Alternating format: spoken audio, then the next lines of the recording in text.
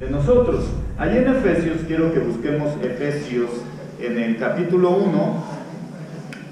Pablo lo deja ver muy bien y tiene que ver con lo que estamos viendo, tanto que me ha tocado compartir en los cultos de la mañana, como también lo que me ha tocado recibir en los cultos de la tarde que han estado predicando algunos hermanos, y en verdad he aprendido muchísimo. Es increíble lo que hermanos que tienen a veces menos de un año de convertidos nos pueden compartir. Es algo realmente que yo aprecio muchísimo. Y hemos estado hablando acerca de Daniel y toda esta proyección.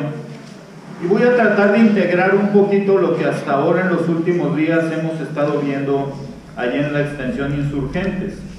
Todo está conectado. A veces los que no van en la mañana no saben lo que estamos viendo, y a los que no van en la tarde no entienden la conexión que hay, pero todo está perfectamente conectado en esa formación que el Señor está teniendo con nosotros, ¿no?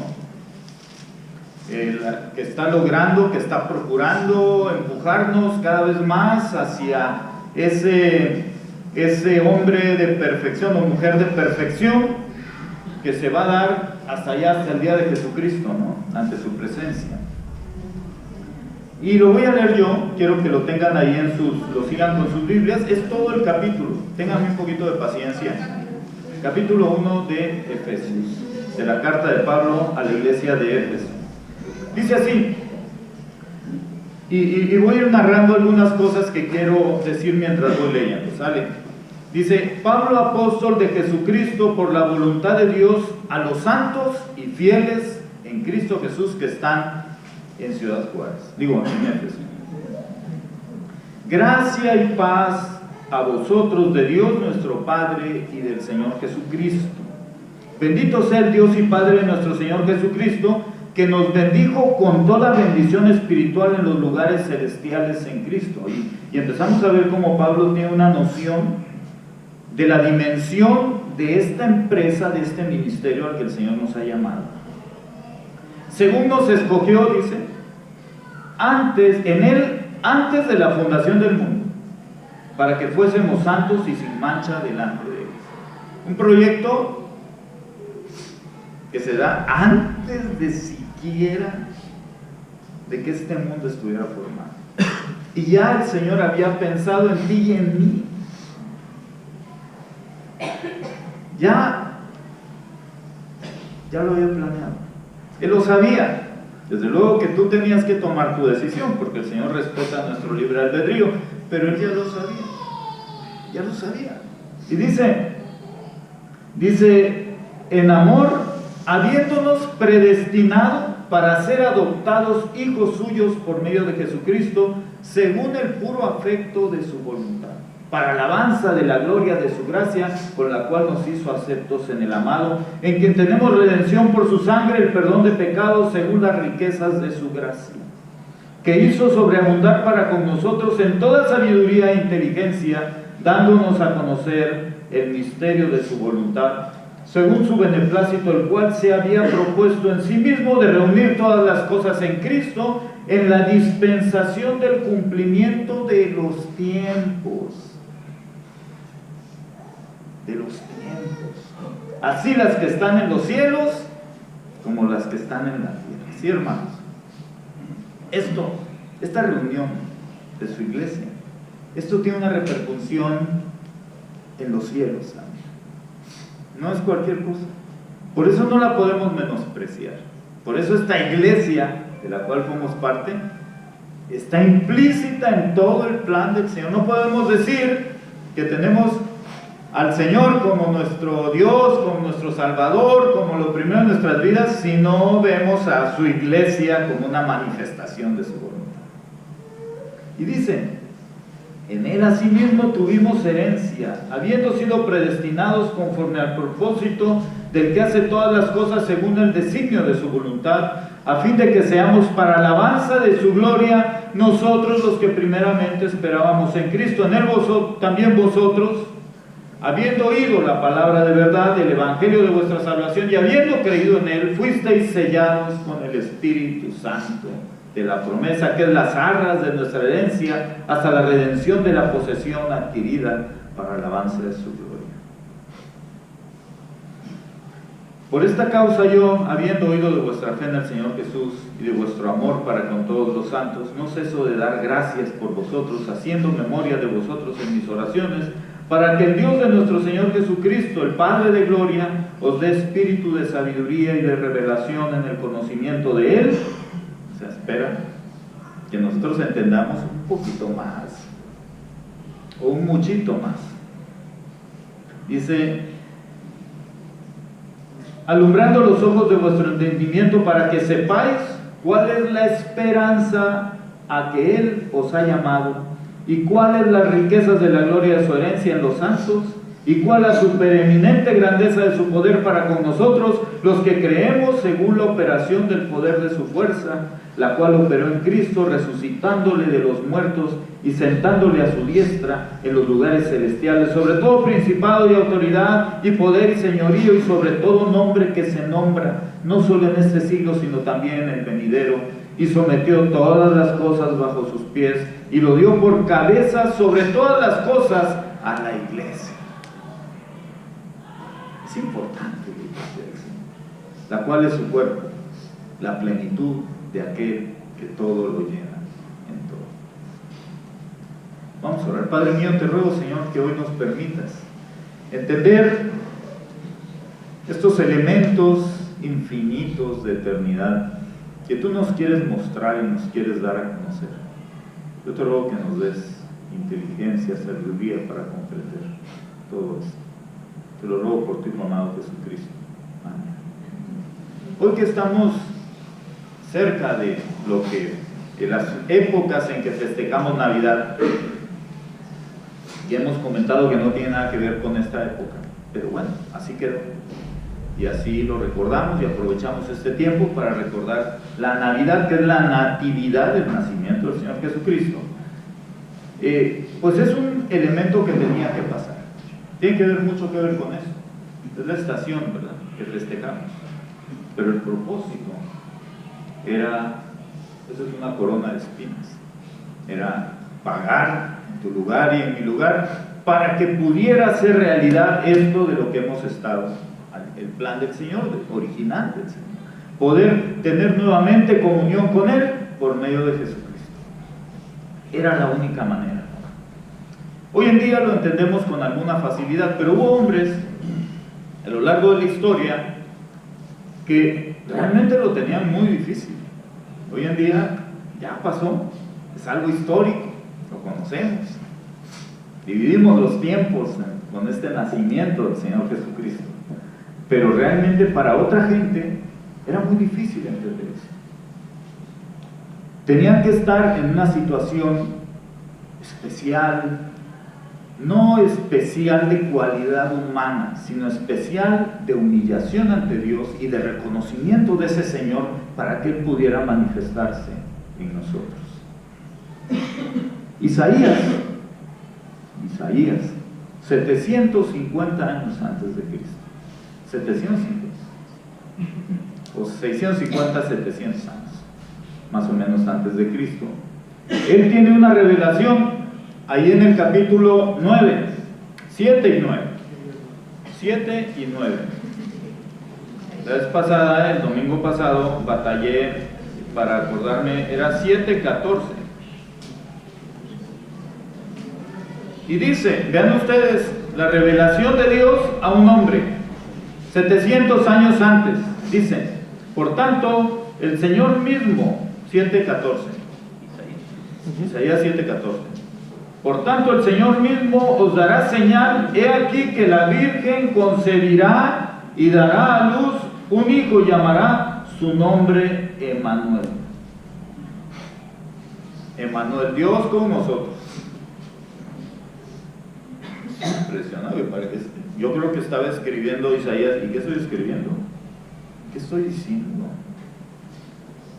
¿De qué estoy hablando? Pero él lo creyó y entendió que era del Señor y lo plasmó Después nosotros vemos en el capítulo 9,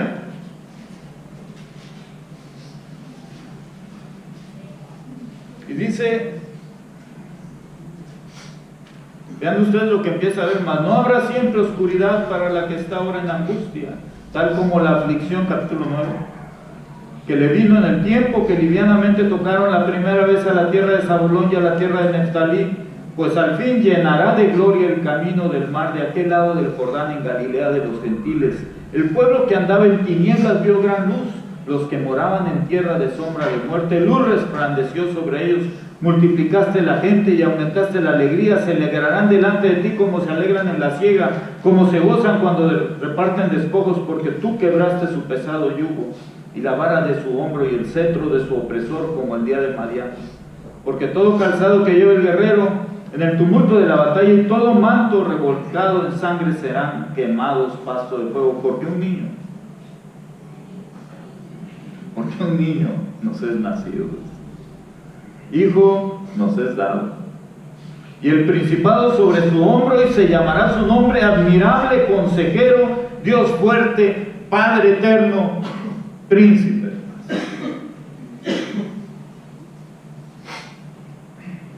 Y yo creo que Isaías, recibiendo del Señor este mensaje, y dice, pero ¿cuál niño? ¿De una virgen? Y se llamará, fíjense qué fuerte para los judíos, que esto era una blasfemia. Ese niño se va a llamar admirable, consejero, Dios fuerte, Padre eterno, príncipe de paz. O sea, esto era una locura. A Isaías lo terminaron matando por este mensaje. 200 años, 300 años después, 450 años antes de Cristo, Daniel, que es lo que nos han estado hablando doña Elisa, Liz, Miguel y próximamente don Jorge, ¿verdad? Le va a tocar hablar. Hemos estado viendo Daniel, y si ustedes ven y leen la postura de Daniel en todo el capítulo 9, cuando ora a Dios y le pide perdón como cuerpo, como parte del pueblo de Dios, por el pecado del pueblo, la afrenta de este pueblo contra Dios, y estando en esa situación de humildad, dice, aún estaba hablando, llorando, porque está orando al Señor, Daniel, y le dice, y confesando mi pecado y el pecado de mi pueblo Israel, y derramaba mi ruego delante de Dios, de Jehová mi Dios, por el monte santo de mi Dios. Aún estaba hablando en oración cuando el varón Gabriel, dice, versículo 20, a partir del capítulo 9, versículo 20, ¿de Isaías o de Daniel 9, sí. A quien había visto en la visión al principio volando con presteza, vino a mí como a la hora del sacrificio de la tarde y me hizo entender y habló conmigo diciendo, Daniel, ahora he salido para darte sabiduría y entendimiento. Y ustedes leen esto y es impresionante, pues Daniel no era cualquier tipo. Había interpretado los sueños de Nabucodonosor, ¿no? Había estado con los leones, ¿no?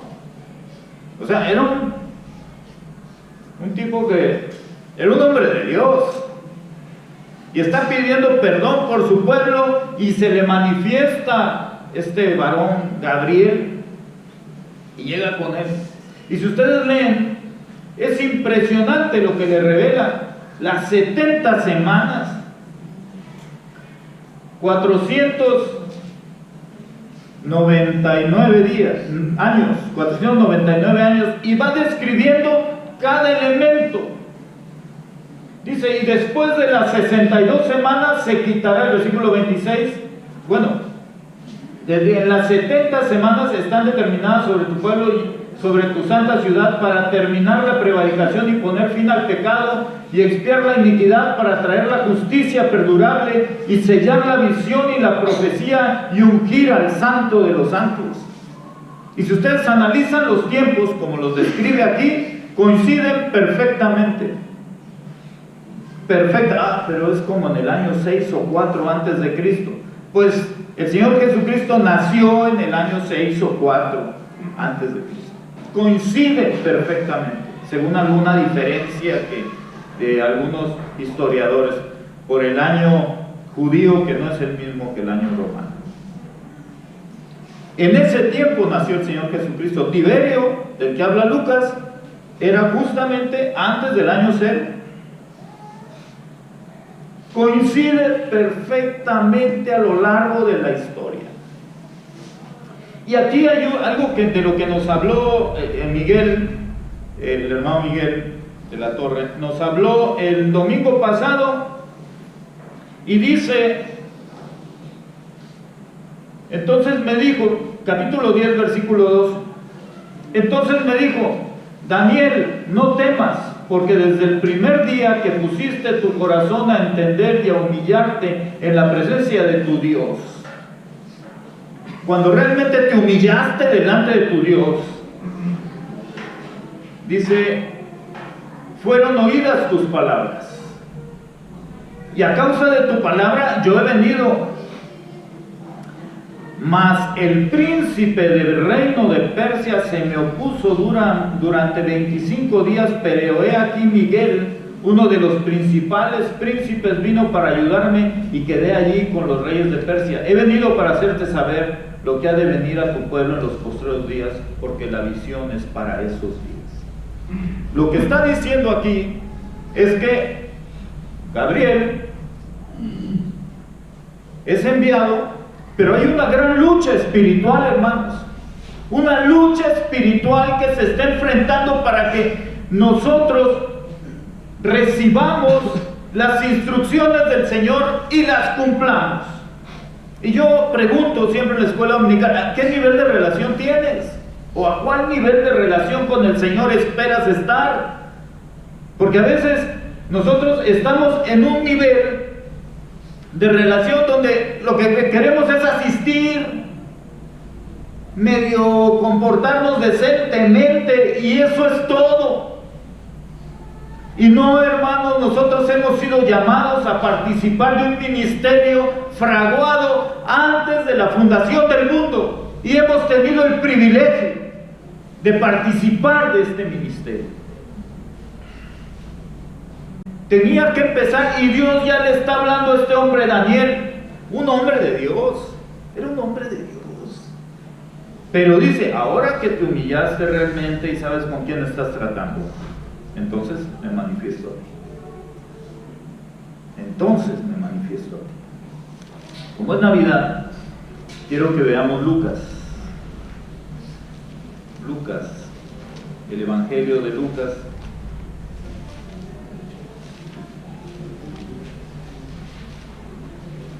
En el capítulo 1 dice, lo comentamos, pero ahora la diferencia de la predicación, para que no digan que es la misma predicación del domingo pasado, es que vamos a hacer una comparación. Dice,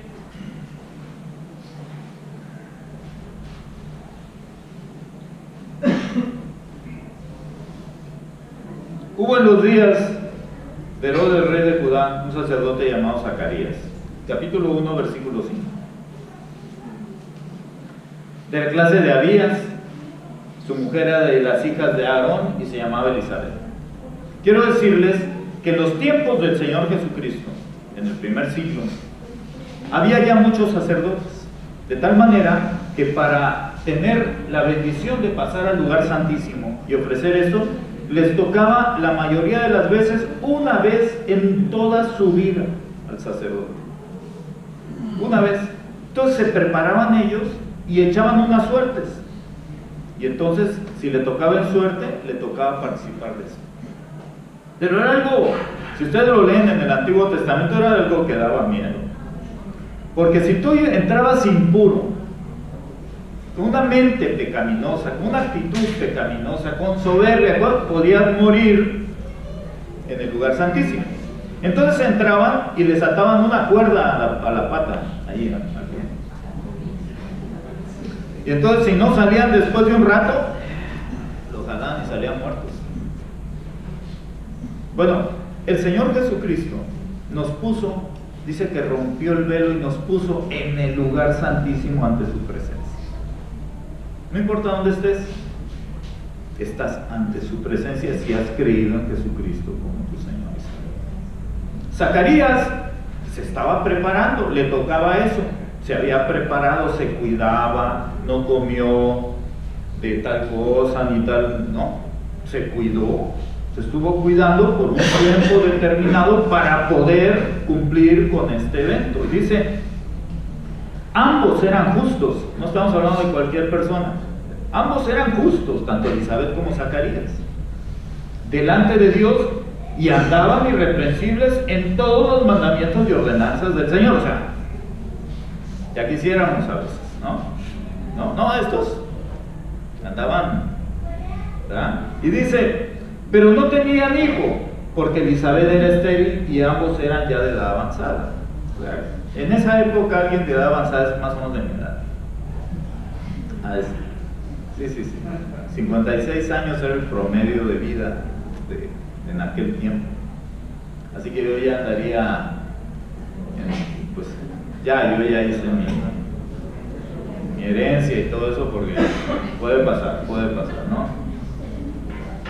Aconteció que ejerciendo Zacarías el sacerdocio delante de Dios, según el orden de su clase, que más o menos por ese tiempo, 6 meses antes, eran, si contamos 6 meses antes, debió haber sido más o menos en marzo, febrero o marzo, de tal manera que, de acuerdo a esto, el Señor Jesucristo debe haber nacido, no, antes quiero decir, porque 9 meses después de este evento calculado, porque lo tenían registrado todos los judíos, más o menos el Señor Jesucristo nació en el mes de septiembre, más o menos. Y entonces dice, conforme a la costumbre del sacerdocio, le tocó en suerte ofrecer el incienso entrando en el santuario del Señor, que era esto que les había dicho.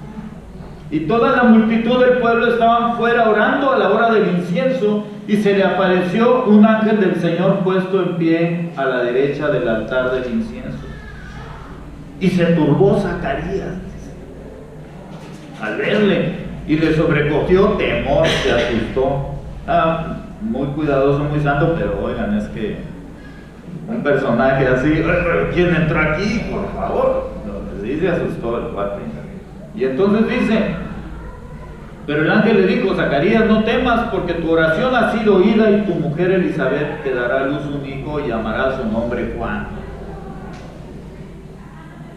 Y tendrás gozo y alegría, y muchos se regocijarán de su nacimiento, porque será grande delante de Dios, no beberá vino ni sidra, y será lleno del Espíritu Santo, aún desde el vientre de su madre, y hará que muchos de los hijos de Israel se conviertan al Señor Dios de ellos.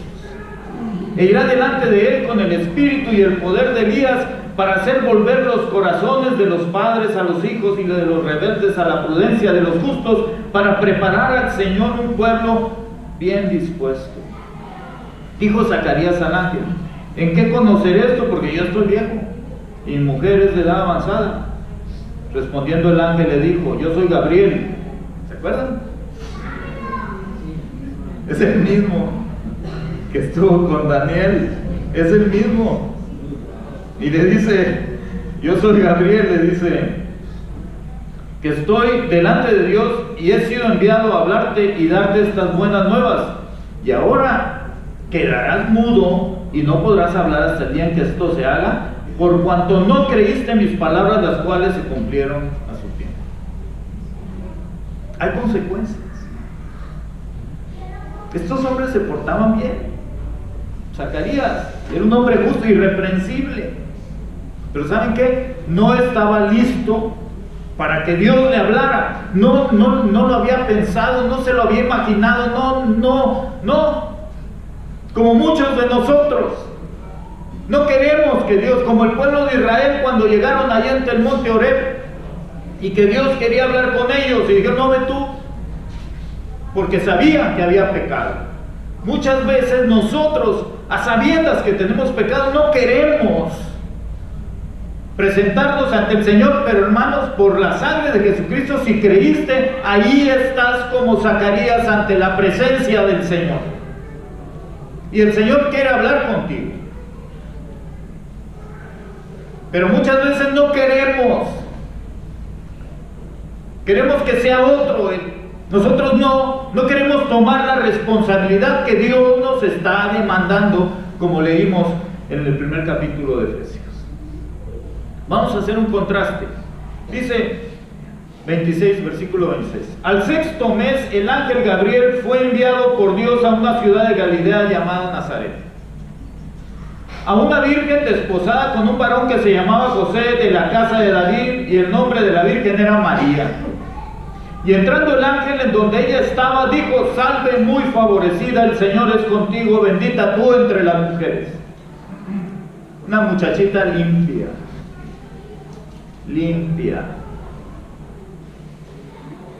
que de veras procuraba la santidad del Señor.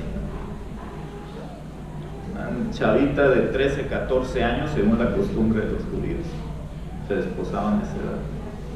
Y dice: entrando el ángel en donde ella estaba, dijo: salve muy favorecida el Señor. Dice: mas ella, cuando le vio, se turbó por sus palabras y pensaba qué salutación sería esta. Entonces el ángel le dijo: María, no temas, porque has hallado gracia delante de Dios. Y ahora concebirás en tu vientre y darás a luz un hijo, y llamarás su nombre Jesús. Y este será grande y será llamado Hijo del Altísimo, y el Señor Dios le dará el trono de David su padre, y reinará sobre la casa de Jacob para siempre, y su reinado no tendrá fin. Entonces María dijo al ángel: ¿cómo será esto? Pues no conozco varón. ¿Y eso cómo va a ser? Yo me he cuidado. Yo me cuido. Y dijo,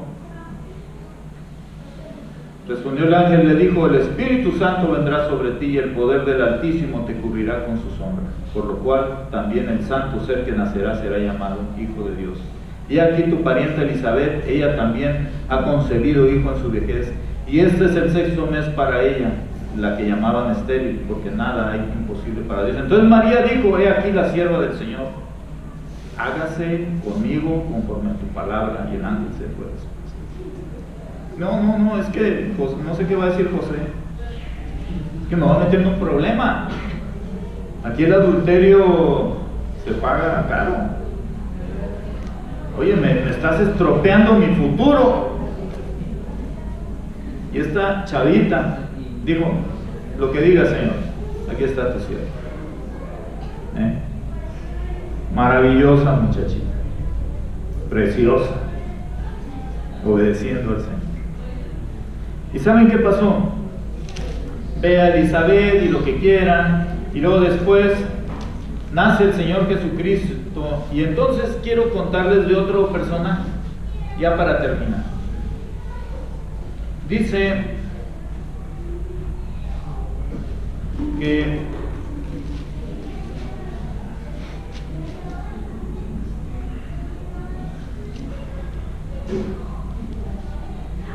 en el versículo 21, cumplidos los 8 días, para circuncidar al niño le pusieron por nombre Jesús. Ya estaba chiquito, tenía 8 días. Lucas 2:21, tenía 8 días de nacido, un bebito hermoso. Y entonces dice: el cual le había sido puesto por el ángel antes que fuese concebido. Y cuando se cumplieron los días de la purificación de ellos conforme a la ley de Moisés, le trajeron a Jerusalén para presentarle al Señor. Como está escrito en la ley del Señor, todo varón que abriere la matriz será llamado santo al Señor. Y para ofrecer conforme a lo que se dice en la ley del Señor, un par de tórtolas o 2 palominos. Y allí había en Jerusalén un hombre llamado Simeón. Y este hombre, Simeón, justo y piadoso, esperaba la consolación de Israel, y el Espíritu Santo estaba sobre él.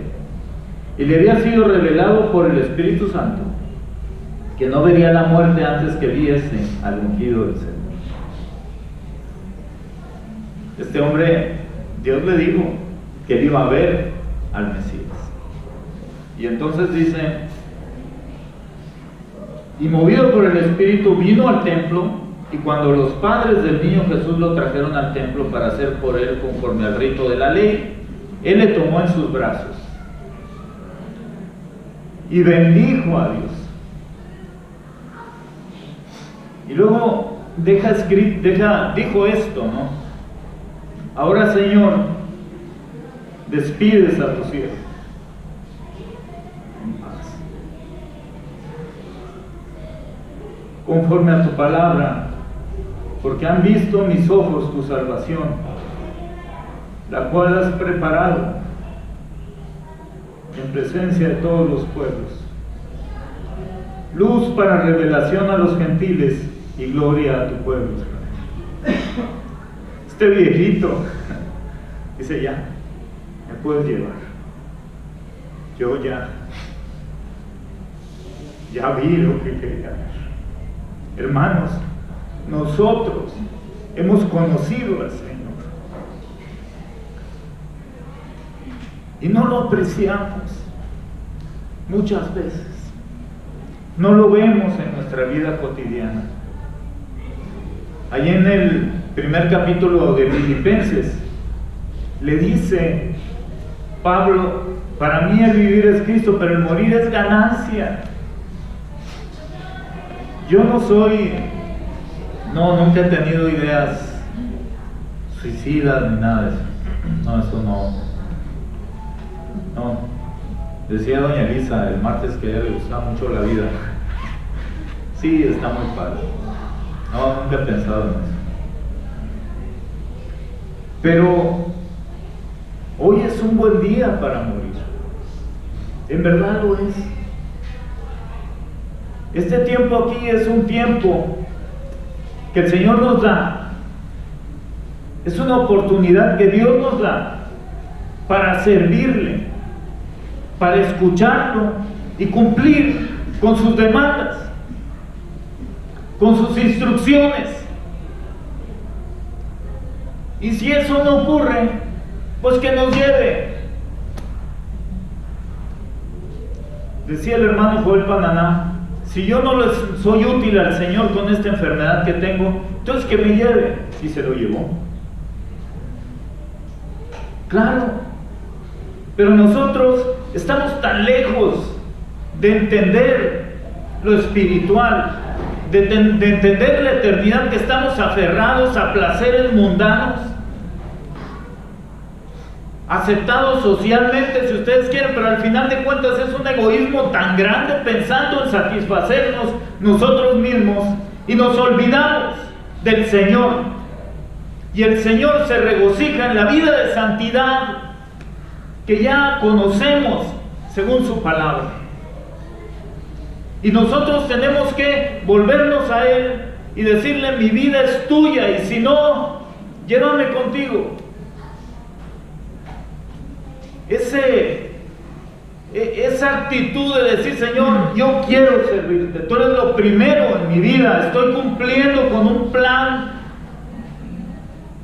que va más allá de los tiempos, y yo quiero entender el propósito de por qué me tienes aquí. Yo luego sí te garantizo, es mejor que como estás. El plan del Señor para tu vida es mejor que lo que estás viviendo ahorita. Y si lo anhelas, el Señor te lo da en humildad y en humillación ante Él. Dice: Señor, quiero que me uses, que hagas de mí lo necesario, que me hables. Por eso decimos los cristianos que Dios ya no habla ahora, que ya lo dejó todo escrito, porque no tenemos una comunión con Él, no lo oímos. Entonces estamos preocupados por cosas muy elementales que no tienen nada que ver con su plan. El Señor Jesucristo vino en una época como esta y nació para pagar por mi pecado. Y el haberlo conocido y haber reconocido su obra redentora y haberlo recibido como mi Señor y Salvador, me permite participar de este proyecto para proclamar su palabra, para ser de edificación y de bendición en todas las facetas de mi vida. Y eso es lo que tenemos que anhelar. Y si nosotros nos presentamos a Él y decimos: Señor, aquí está mi vida, ¿qué quieres que quite? Quita lo que estorba, quítalo. El Señor llega y te habla, y te dice, quiero esto, este es el plan. Eso es una bendición maravillosa, es un privilegio extraordinario. Yo los invito a que pensemos en estos personajes. Zacarías, un buen hombre, pero no estaba listo. Cuando se le presentó el Señor, no estaba listo. Y vemos a una María, a un Simeón, listos. ¿Qué quieres que haga? Así como Samuel, heme aquí, ¿qué quieres que haga? Estoy listo. Ya no es un elemento de conducta, es un elemento de disposición. Ya la conducta se supone que está resuelta, es un elemento de disposición para servir al Señor con todo nuestro corazón. Vamos a orar. Padre mío, yo te ruego, Señor, que tu iglesia, esta iglesia, Señor, que es tu pueblo, y que amamos entrañablemente, y que sé que tú amas y que la has santificado. Señor, queremos que nos hables, Padre. Estamos atentos, Señor, y lo que nos pidas, estamos dispuestos, Señor, a que nos digas que sí.